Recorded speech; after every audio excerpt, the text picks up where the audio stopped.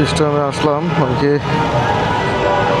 এখানে ওই যে বাংলা স্কুল, তো এখানে মোটামুটি পরীক্ষার্থীদের যাওয়ার জন্য একটা বেশ ভালো জ্যাম লেগে যায় যেদিন পরীক্ষা থাকে ওই দিন। 10 নম্বর ঠিক। আমার একটু ভুল হয়েছে আজকে, আমি এদিক থেকে ভিতরের বাইপাস রাস্তাটা ইউজ করা উচিত ছিল। কি পরিমাণে কার্বন ডাই অক্সাইড বের হচ্ছে আসলে, তাইলে আর এতটা কষ্ট পেতে হতো না আজকে, কারণ হেলমেটটা পরলে একটু বেশ ভালো গরম লাগে।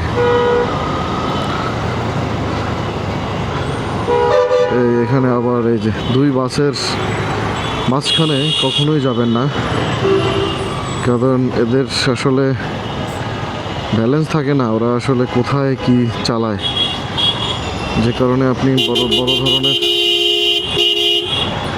কোনো ধরনের বড় অ্যাক্সিডেন্ট হয়ে যাওয়ার সম্ভাবনা থাকে। যেটা ডাইনে যাবে কোথায় গেছে, রাস্তা আটকাই, দেখেন ওর মাথা রয়েছে ওই মাথায় আর পাশা হয়েছে ওর বাসের রাস্তার মাঝখানে।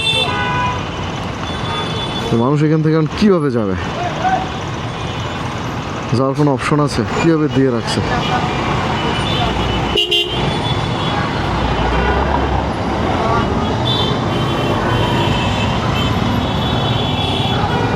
কি বলবেন, রাস্তার ভিতরে যে যেভাবে, শুধু রাস্তার ভিতরে মানে মোটামুটি গাড়ি ছাড়া,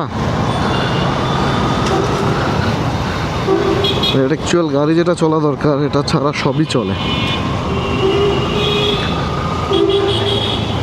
বাংলাদেশের রাস্তা এখন মোটামুটি আপনি চাদর দিয়ে ঘুমানোটাই বাকি আছে, আর অলরেডি সব কিছু ডান।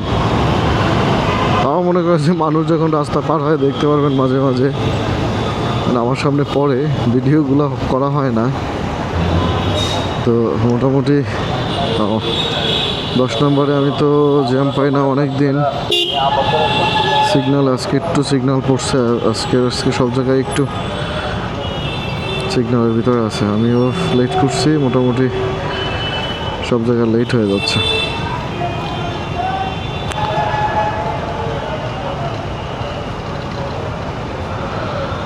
আল্লাহ জানে মোটামুটি আজকের কতক্ষণ লাগে অফিসে যেতে, বুঝতেছি না। এখানে বা কতক্ষণ থাকবে, এখানে বেশিক্ষণ থাকা লাগে না।